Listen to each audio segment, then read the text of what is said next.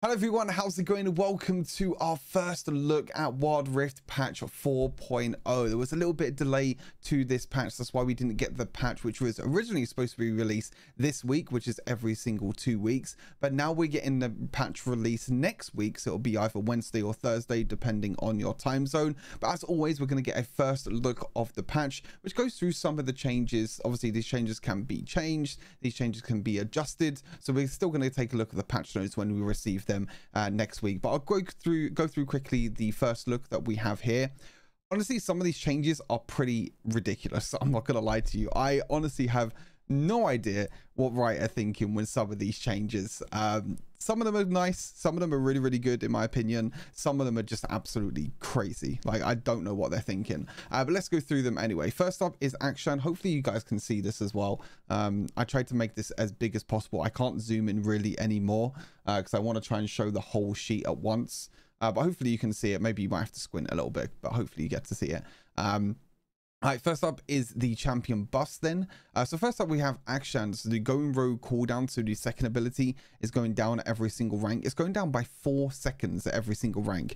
That means when you max this ability out, you get a 2-second cooldown on going rogue, which is crazy. It basically means you can turn invisible every 2 seconds. Obviously there's a slight delay and everything, but going invisible every 2 seconds, it's kind of crazy in my opinion. This new gain 2% missing mana regen per second when chasing scoundrels. If you know what scoundrels are for Akshan, it's basically when an enemy kills one of your allies, they turn into a scoundrel and you basically gain extra movement speed towards them. Now you gain extra mana regen as well. I don't think that's going to mean too much, to be honest. The big thing is the going rogue cooldown. Like I said, 2 seconds now and maximum rank is a huge buff for Akshan. Maybe I have to give him a try. I'm not really too good with Akshan, to be fair, because he's more of a mid laner than an ADC, but I might give him a try, see what he's like after the buffs. Blitzcrank. Blitzcrank's getting some nicer buffs as well. The overdrive movement speed after the first acceleration decay and the second acceleration decay is going up, which means he's going to get a little bit of extra movement speed. So this is, as far as I understand, this is not the initial movement speed that you get. This is like the movement speed after that first initial movement speed that you get. So after the first acceleration decay, so the decay is after the movement speed is done. So you get a big massive burst of movement speed when you activate the ability, and then there's a little bit of a decay afterwards, but that decay is going up.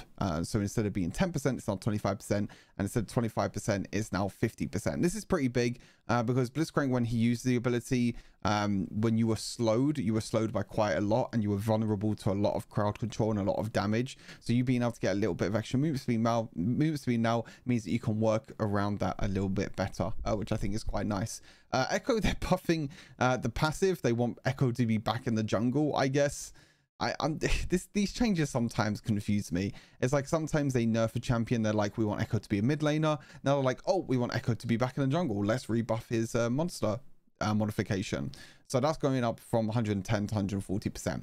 This is probably the biggest buff and the biggest change, I think, of the entire patch.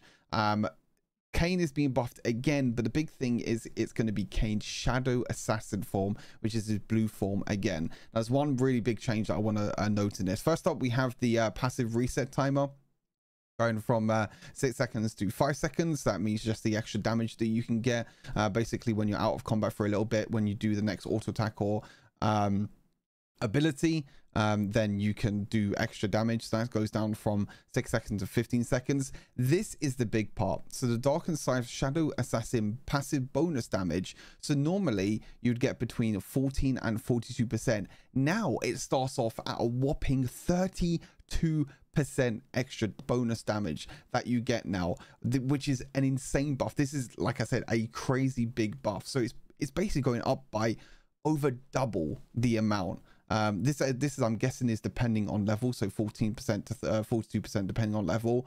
But these changes are absolutely huge. It means that the earlier you get a Shadow Assassin form now, the better, really, because then you get the extra bonus compared to before. Obviously, but it was 14% before, now it's 32%.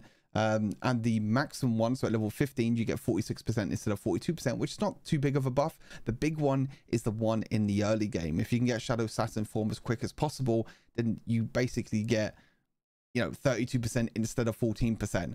It's a disgusting buff, absolutely crazy buff in my opinion, which is nice though, because I think Shadow Assassin form is very, very weak at the moment, so it doesn't surprise me. Also, they increase the quantity of charges that Shadow Assassin receives when damaging ranged champions. So these are the amount of souls that you get from damaging ranged champions. That means it's going to take less time now to get that Shadow Assassin form.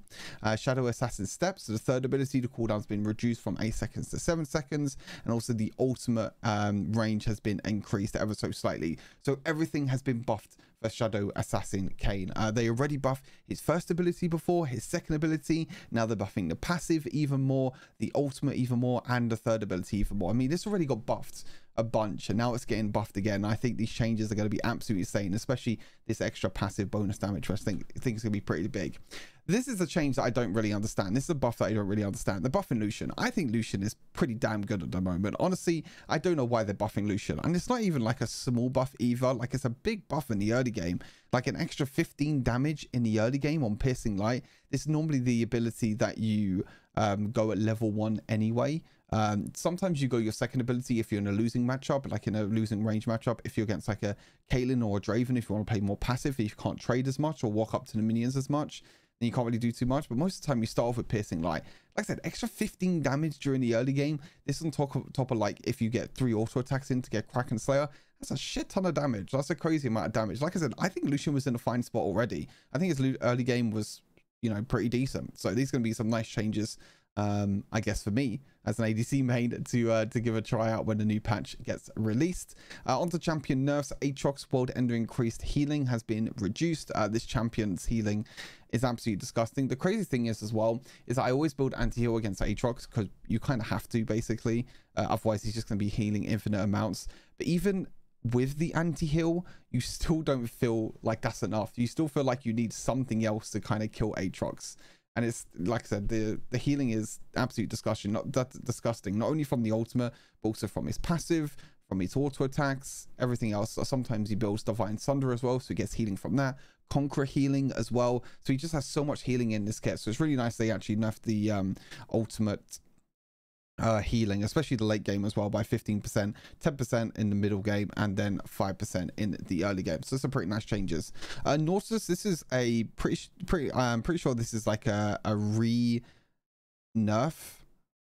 because I'm pretty sure this got buffed before a couple of patches ago, but now they're nerfing it back again. I'm guessing they realized that Nautlius is actually pretty strong, which in my opinion, I think he is very strong. I think 1 second cooldown in the early game and 1 second cooldown at all ranks and 10 base damage is not going to do too much to Nautlius. I think he'll still be in a fine spot, but it just means he has 1 less, you know, second to make a play, or he has 10 less base damage. But like I said, I don't think it's going to mean too much to Nautlius. I still think he just brings a lot to a team. Crowd control, tankiness, a lot of shielding. Like I said, the main thing is the crowd control, because of all of his abilities can basically crowd control CC every single champion pretty much in the on the enemy team, with like his ultimate, his first ability, his auto attacks, and also his third ability at the same time. So I think he'll still be in a fine spot. Rakan getting nerfed. I think this is something that we have wanted for a long time. I think Rakan has been in a pretty good spot for a long time. The Grand Entrance base damage going down by 10 at every single rank, and then the battle dance cooldown, which I think is going to be the pretty big thing. I don't think the base damage again by 10 base damage is not going to mean too much, especially because Rakan normally goes like Rod of Ages into kind of like full damage if you want to go for a carry support Rakan build. So I don't think, again, the 10 base damage is going to mean too much. The battle dance cooldown is the interesting one. That's going up by 2 seconds at every single rank. So it means you have less opportunities to use, because normally what you want to do with Rakan is you want to use your second ability to dash in, and then you want to use your third ability to try and dash back out again. This means that you're going to have more of a delay now between your second ability and your third ability to have chances to go in during a laning phase, go in during team fights, and try and look to dash around and try and get that knock up with your second ability, because your cooldown on your third ability is going to be increased by 2 seconds every single rank. So I think this is kind of a big enough. The third ability being nerfed. Grand Entrance base damage, like I said, I don't think will mean too much. Yone, again, this champion is also very strong. I've been really struggling with Yone recently, to be fair. just because the champion just offers so much. It's absolutely disgusting. All the second ability is going down, so the minimum damage, sorry, to minions is going down, especially in the later stages. So it's actually being increased by a little bit in the early game, so helping Yone's early game a little bit, but being decreased by a lot in the late game. So it means that his pushing power is not going to be as strong as what it was before with his second ability. The monster damage as well is going down the pretty much every single rank, or every single level, I should say, down the early game and down the late game. Again, especially the late game is going down by a lot. And the Spiracles base damage, so it was 40 plus 70% of your bonus attack damage. Now it's 30 plus 70% of your bonus damage. So again, minus 10 base damage. Again, like, these are all very slight nerfs, I feel like. I think probably the biggest out, maybe the biggest out of all of these is probably the Yone, because the minions are monster. It might not seem like a lot for the minions are monster, but Yone jungle was still very popular. Yone clearing waves was obviously very quick, especially with his first ability already, so he didn't need his second ability to also wave clear very quickly. Most of these, like, you know, like 10 1-second cooldowns, 10 base damage, everything like that. They're very, very small nerfs, but I think needed nerfs for these champions. I think all these 4 champions were definitely in a very, very good spot in the game, so very much needed in my opinion. Again, I don't think it's going to affect too much in the meta, but it's very nice because it might open up some opportunities for some more champions to take their place. System and item buffs. Awakened Soulstealer. I think this item has actually been pretty good since the most recent rework. I think that it's a lot better than what it was before, because before it was basically a useless item that no one ever built. But it felt like it still needs a little bit of a buff. So the unique passive cooldown refund on kill has gone from 20% up to 25%, sorry. So this basically means, if you don't know what the item does, basically every single time you get a takedown, all your abilities get reduced in cooldown by 20%, but now it's going to be 25%. So it means that you might have more of an opportunity to maybe use your abilities more often. Like I said, I think the item is pretty decent. I think it's situational. I think there are some champions that it can work really well on, like Fizz, for example, and then other champions it's maybe not as great. Maybe you want to prioritize other items like Horizon Focus, which is another item that is getting buffed. Again, another item which I think has been pretty good for AP champions. But again, going from 80 damage to 90 damage, and then 20% of ability power to 25% ability power. Again, I think loads of champions that work really well with this item. Vex, Orianna, Seraphine. There's a lot of champions that work really well with Horizon Focus. Kayn is another one as well.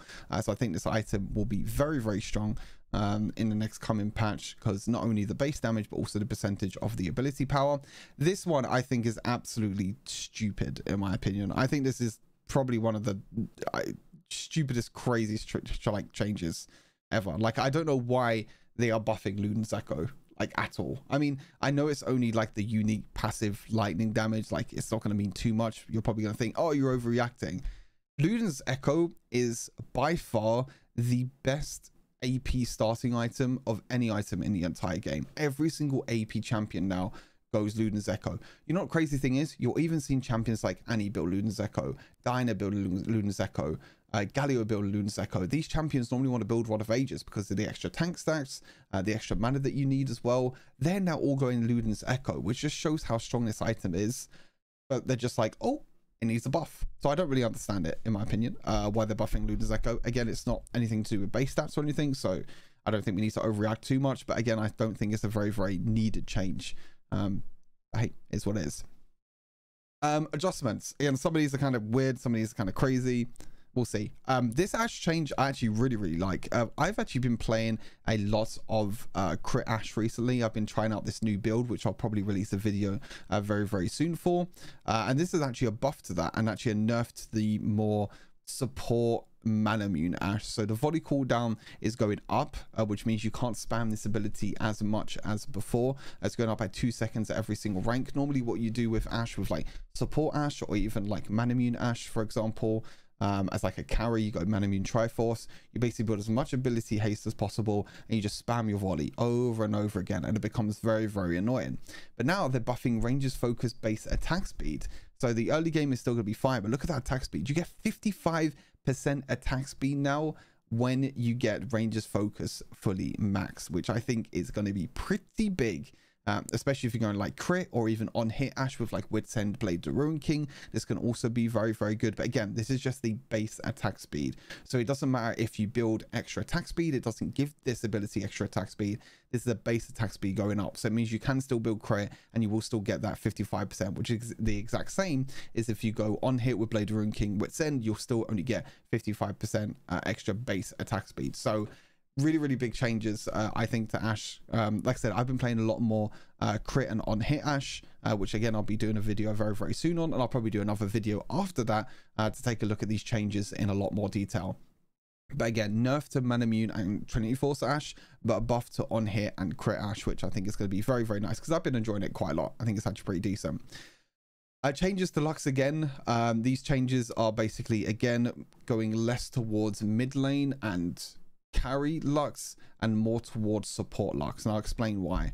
So basically they're buffing the base ratio on everything again, so buffing the base shield at later stages, buffing the return shield, the base shield especially at later stages, and then nerfing the ability power ratio. So ability power ratio going from 15 to 10%, 30 down to 20%, and also the third ability they're now reducing, so they're again increasing the base damage but reducing the ability power ratio.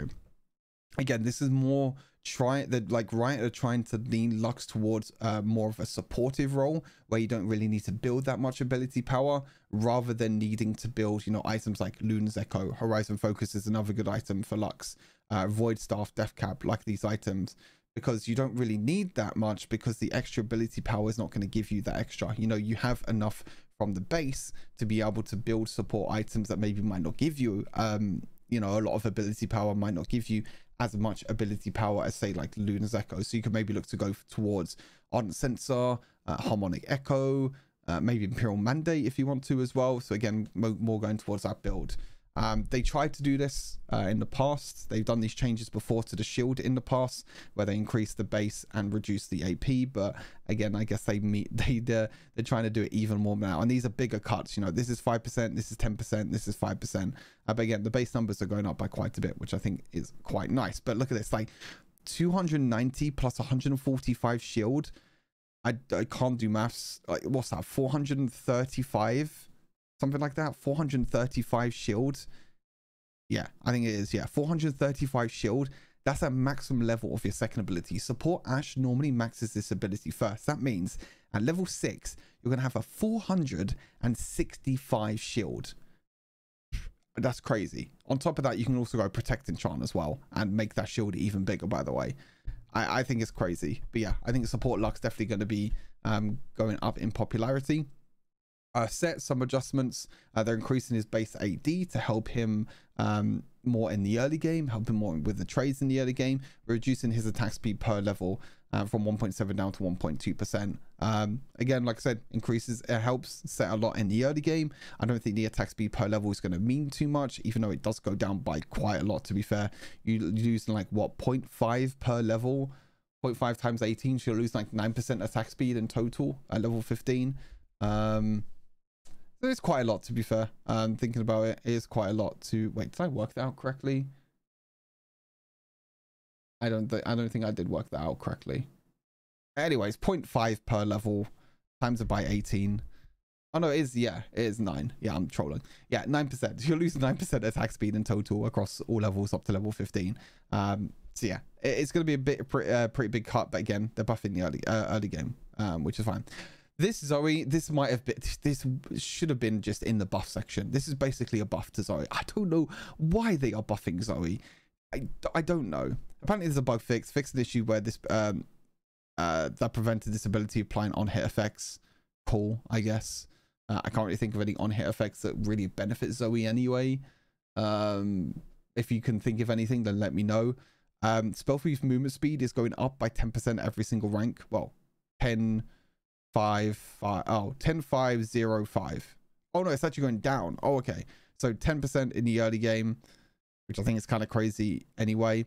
Okay, there is one thing about this ability that I've kind of explained about Zoe before, is that the early game, once you take this ability at level 2, it takes you a long time to get this ability to be useful, because you don't have that minion drop of the summoner spell or the boots upgrade or anything like that. Not summoner spell, sorry, the boots upgrades, you know, the ones that you can get from the minions from last hitting. You don't normally get that until quite a lot later on, until like another 2 or 3 waves after you actually level up the ability. So I understand why they buff it in the early game, and then they're keeping it like kind of in the late game, but then they're kind of like buffing the movement speed duration by 0.5 in the early game, 0.25 in the late game, keeping it the same at third level, and then using it. Like, the thing is about this ability as well is that this ability doesn't normally get maxed until last. You go first ability into third ability into second ability. This means that basically you're getting a buff now to Zoe, because you're going to be stuck at level 1 the whole game, basically, most of the time, which means you're going to get 35 to 45% movement speed now, and also the duration's going up by 0.5%. That's basically why I see it like a buff. I think it's absolutely ridiculous. I think it's crazy. I think this champion's already in a really, really good spot, to be honest with you. I don't think she needed any buffs at all. If anything, I think she actually needed her nerf, especially to her scaling, because she can one-shot pretty much any carry in a late game if she lands her bubble correctly. But maybe she's on a pretty low win rate because people are trying to understand her a little bit. So I can see that as well. Anyway, that is everything for this first look at patch 4.0a. Again, these can be changed, these can be adjusted. So I'm very curious to see what the actual patch notes are going to look like next week, which obviously I will be doing a video about, and then we'll do all the content around the patch where I'll give you a more in-depth look at some of the changes, like the Lucian buffs, the Ashe changes, which obviously I'm going to be very, very excited about, but look at a few other champions as well, because I like to go a lot more in depth once I test out the champions and everything. But hopefully you enjoyed this first look. Anyway, let me know what your thoughts are of the changes down in the comments. As always, stay safe, and I'll see you all in the next Wilder video. Peace.